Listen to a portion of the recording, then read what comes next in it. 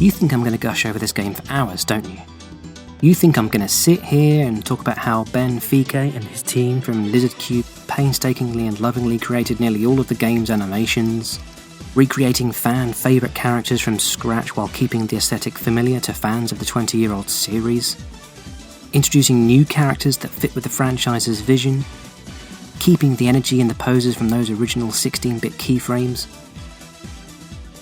offsetting characters' limbs during idle animations to keep them energetic but not complicated to look at, giving them turning animations for extra realism but not so that it hinders gameplay, mixing frame rates to enhance certain actions, impossibly tallying each character's 1,000 individual frames of hand-drawn animation in Photoshop. You think I'm going to mention those strong lines in the character designs, those flowing lines of shapes and muscles that ease nicely into punches, jumps and walks. A comprehensive understanding of stylizing the human form, Ben's dedication of more than 10 years learning fine art and animation which helps shape his unique Akira Toriyama-inspired style. I mean, I'd love to sit here and talk about how all the new awesome visual effects animations give the game a whole new energy, such as explosions, nicely animated fire, puddles, city vapour, dust particles that highlight sunbeams, how the dev team have managed to give each character a simple method to hold many items in the same way at little expense to extra work, how each character has such a carefully thought out colour palette to enhance their inner silhouette, as well as strong solid drawing to help define each character. You think I'm going to bring up how the developers stayed faithful to the original games by literally playing the new game and an old game at the same time to ensure that the feel remained constant. How they kept that frame hold and stutter upon impact to really bring home that powerful punch, adding in screen and object shake for extra emphasis. I do really want to talk about the absolutely stunning background design and multi-layer parallax scrolling effects that give each stage such beautiful depth. And obviously I want to comb through every frame of the amazing cinematic animations, with that slightly grainy texture, comic book Band-Aid arts, bright glow overlay, that really nice slightly desaturated colour palette to give it an almost vintage look, those shade gradients, or shadients. But no, even after all that, which I didn't talk about, it's something seemingly quite small which caught my curious animator's eye. And that's the edge lighting around the characters.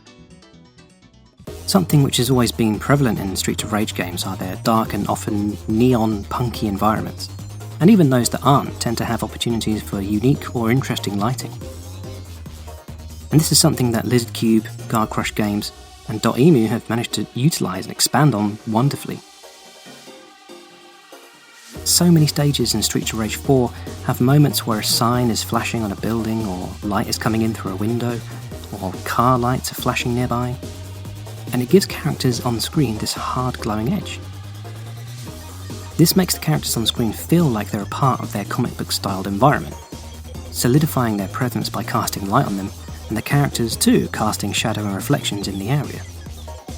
According to programmer Bo Sampson, whom I chat with, this is a relatively straightforward achievement, though they ended up creating much more than they intended for it.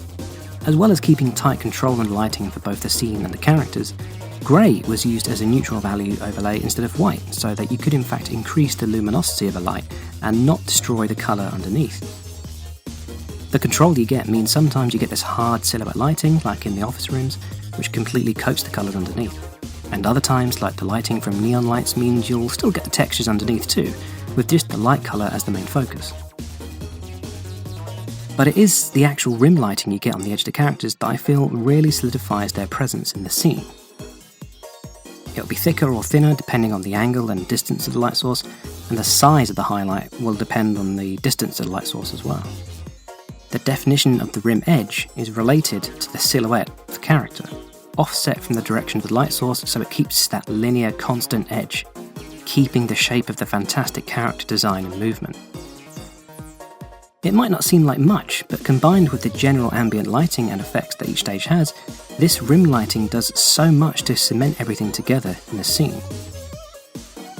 A character can be lit from the side, from the top, from behind, and it even works on the retro-style characters too. Just a bloody good job all round, you lot. I'll give the art and animation of this game a 10 out of 10. Maybe even an 11. If you like Streets of Rage 4, then I'll go on ahead and suggest Wonderboy the Dragon's Trap, also by Lizardcube and .enu.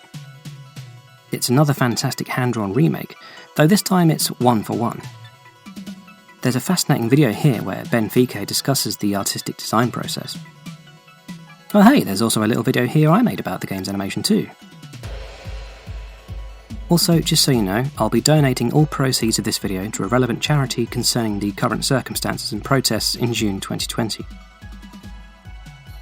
Catch you next time, you cheeky buggers. Love you, bye.